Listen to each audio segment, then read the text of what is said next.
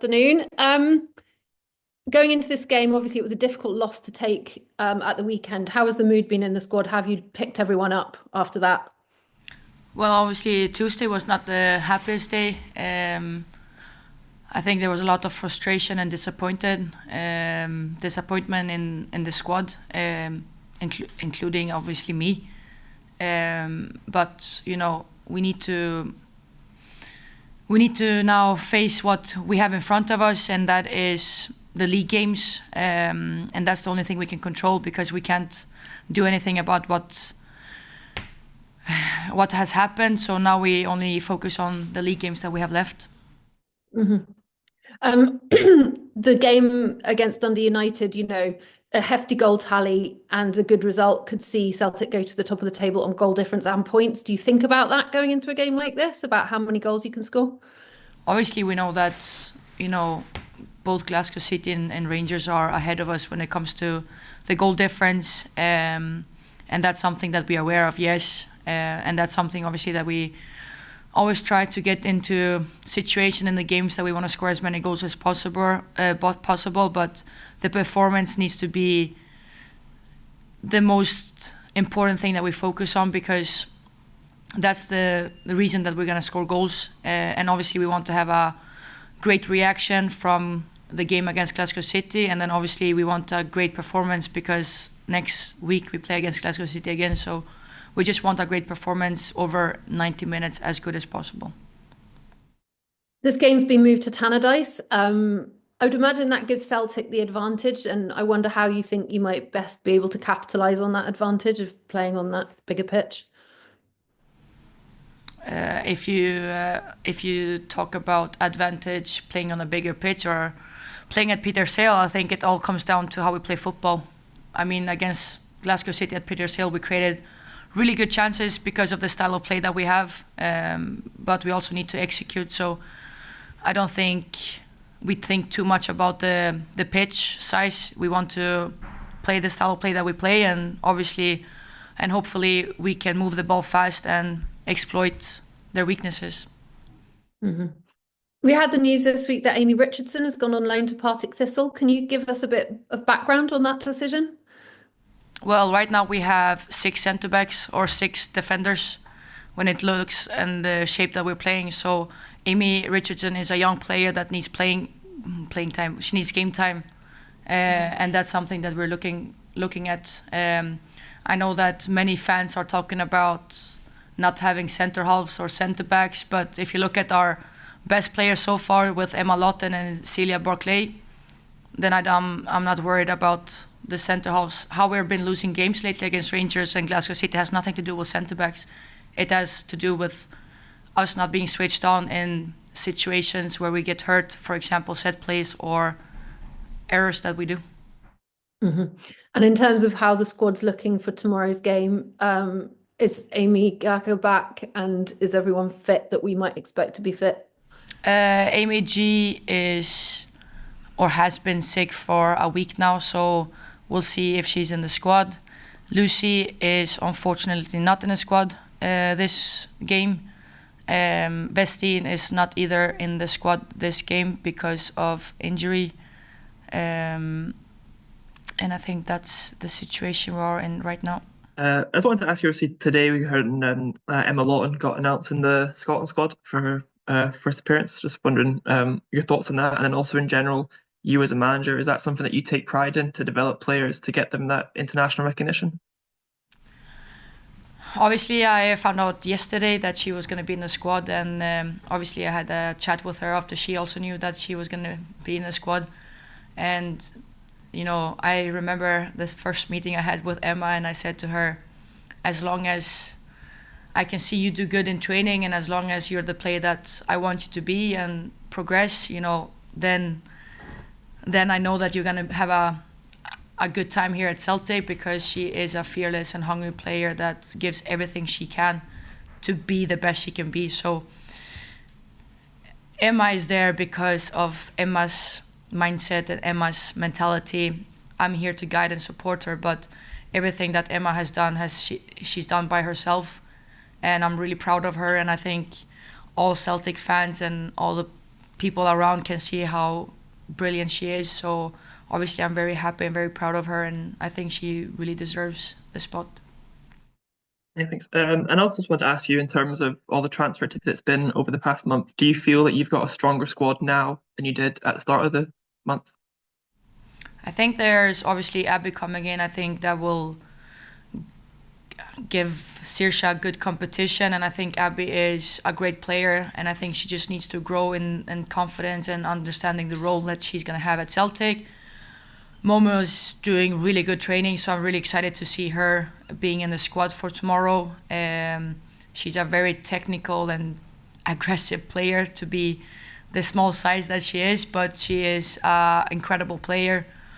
A winning mentality as well. Like, she wants to push hard on training, and she wants to, be the best she can be as well. So that's the kind of player that I always try to see. And Emma Westin, I think, obviously her coming into Celtic when it's pre-season time in Sweden, I think she needs some time to get into the intensity and all the football, and that's something I'm really looking forward to. But if I think that our squad is stronger, yes, I do believe that. And I think, like I've said before, like the frustration of us losing against the top teams has been something that we need to fix, because it's not a great feeling to lose the way we've been losing against the top teams. So hopefully we can, get ready for Dundee and have a great performance, and then be ready for Glasgow City on Friday next week as well. Yeah, also you mentioned earlier on about kind of centre backs and how you don't see that as being necessarily the problem, but I just want to get your thoughts, obviously, because a lot of fans from the outside are looking and see players like Luana and Bruna who are seen as more natural centre halves, but then you'll choose to play Lawton and Barkley. I just wondered what you're kind of seeing from Lawton and Barkley, and with your style, that you prefer them in that kind of more central role than players who maybe would naturally, you would assume, would fit there. Well, if you look at how we played 4-3-3 and how we play with a 3-2-4-1, they have similar positions because they were introverted fullbacks when they played in a 4. And that's exactly the same position as they have now. And Bruna and Luana, they're doing really good in training, but I can't change Emma and Cici, who's been doing amazing. Cici has been our MVP the last 2-3 games, so I'm not going to change that. I do think that the opinions that all the other people are talking about is opinions because they don't see football the same style as I and as us. Because if you look at the goals that we conceded, it has nothing to do about centre backs. Nothing. It has to do with set plays. It has nothing to do with how we play football. And if we look at offensively what they bring us, they are a big part of how we create chances, and they are a big part of how to defend situations. And I understand the frustration. Like I said before, I was about to bring in a centre back, but it went how it went, and I can't control that, and I need to control and focus on the players that I do have. And yeah, just about last question about, obviously, Claire mentioned the game being at Tannadice. I just kind of wondered your thoughts in general around about these kind of like big occasion games at the kind of main stadiums. Do you see that as being a smart thing in terms of growing the game? Yeah, 100%. I think that's something that makes me frustrated sometimes, is the growth in women's football in Scotland. I think we're far behind of looking at how it is in Sweden or England or anywhere else, to be honest. And I wish that SFA or whoever is responsible for women's football in Scotland should, be more open to grow the women's football in Scotland. Because, I mean, if you look at us competing in Champions League, like I've said before, I think if you look at the top teams, my both captains are part-time. They're not here every day. That is the struggle that I have in Celtic. And we had that squad competing in Champions League. So it just needs to be more investment for us to push forward. And that's something that I'm looking forward to see, because playing in the big arenas hopefully bring in more people and can see that women's football is not that bad after all. And that needs to combine, like getting all fans together and support women's and men's team. And I think if you look at Hammarby, where I played before, and look at the fan base there and how it looks there and how the club is one club, they don't look at women's football and men's football. Everybody supports each other. That's where we need to go at. That's where we need to be at, and hopefully we'll get there soon enough. Just in terms of the fact that both of your captains aren't on full-time contracts, is that something that the club could help you with? Yeah, that's something I've been talking to the club with and about, and that's something that hopefully I'll get more help for that for next season. Just in terms of the investment, does some of that have to actually come from Celtic? Maybe not apportioning funds to the men's team and funds to the women's team, that maybe you need to be in a position to say, if we really want to grow it and we want to compete at Champions League level, then there has to be greater investment that comes from Celtic.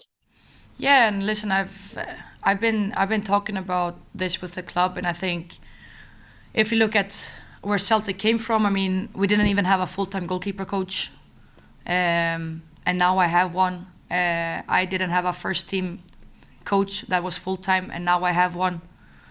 And then now we're gonna get a new physio that is gonna be full-time as well.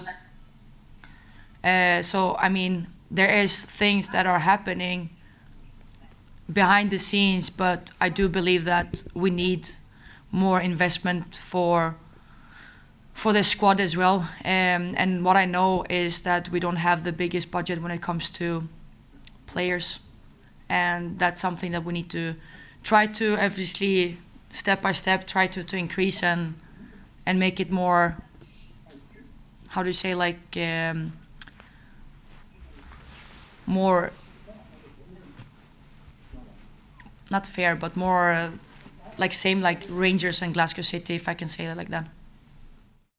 Do you feel as though your hand is strengthened with the fact that you were in the Champions League this season, that you can go back maybe at the end of the season and say, look, this is what we can achieve, you know, this is a stage that we can get on, and this is how to grow it? Because if you have repeated exposure to elite level football and Champions League group stages the last 16, then you can say, well, this is a way that you have to grow the game.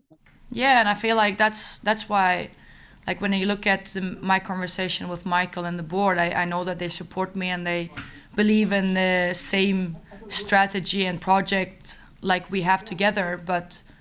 And that's what I've said. Like I think that's why it takes a bit of time, because there is things that are getting better when you look at, you know, like I said, like we're getting a better staff. We're getting when I say better staff, I mean like the structure. We're getting bigger. It's not only me now or David that is, like we have a more structure within the staff, but then the next step is to bring more leaders and experienced players into Celtic. But to do that, we also need higher budget when it comes to recruit players that has that experience or the leadership and that grow, like just that kind of players that we don't maybe have afford with today. Hello, I just wanted to ask, I imagine you would love to win the league at a canter, but having a kind of 4-horse or even 5, if you count Hearts, title race, it must be a good thing for that kind of league development that you're talking about in Scotland. Yeah, and I think that's something that if you look at, I think our budget is probably not much bigger than Hearts and Hibs, to be honest, which is also the reason maybe why it's getting like closer and closer, because the investment is just getting higher and higher. And I think that's something that we need to look at as a club as well, is like how do we want to invest and how do we want to grow in the women's football, because I'm not sure that Celtic has the highest budget in the women's side, but that's something that we're increasing, and that's something that we need to look at for the next part of the season, is how we're going to grow and how we're going to make sure that we have the right investment to be more dominant, because I don't think it's that only the case. Like I think that I have an amazing squad right now. If you look at, you know, we're top joint with Glasgow City. They have a better goal difference than us, but we also played Champions League with the squad that we have, and we've been competing really well. So I'm not saying that we've done bad. I'm just saying that to take the next steps and to be more competitive in Europe, we need to have a strategy of how to do it. Are there any plans to discuss this strategy that you're talking about Yes, with the I club? have Is that a something that's positive? close relationship with Michael. He's always around when I need to talk to him, and same thing with the board. So I'm not worried about that. It just right now maybe the focus has been winning the games that we have in front of us, then looking ahead of the next season, because like I said before, I can only control what's happening now. But I mean, after Glasgow City, we have an international break, so I'll take my time to talk with Michael and the board then and try to discuss of what is the next step for Celtic women. Just one more question from me. You mentioned after the game against Queen's Park, and you discussed it here, it's style of play, like an attacking style of play, and even the way you see football. How do you feel, or how close do you feel this Celtic squad is to your vision of how football should be played? If you look at the chances we created against Glasgow City first half, we should have scored 4 goals. And that is just reality. And if I look at the games we played against Glasgow City before, we didn't create as many chances, but we executed it well with the chances that we had. And I think that is something that you can see is, and the other side, if you look at the game of the chances Glasgow City and the goals they scored, it's very rare that, or it's not very often that they actually break us. It comes from our mistakes or set plays, which is also a big part of the game. I'm not going to take that away. But I do believe that how we play football has been a very hard thing for our opponents to exactly know, like how to defend against us, because we can score in very different ways, and that's why we have, I think, 21 different goal scorers, which is a good thing. But the execution needs to be better, and that's something we need to work on, and that's something that we've been working on in training as well. So hopefully that's something that we need to improve. But in the same time, I said to the players, I think we've had 23 sessions since August that we've had full trainings without focusing on recovery or -1. 23 since August. That is 1.5 months for most of the teams that we've faced in the league. So we haven't reached our full potential yet, but I am very, very confident in the players that I have and the style of play, that when we get things right, hopefully soon enough, we're going to be winning more games.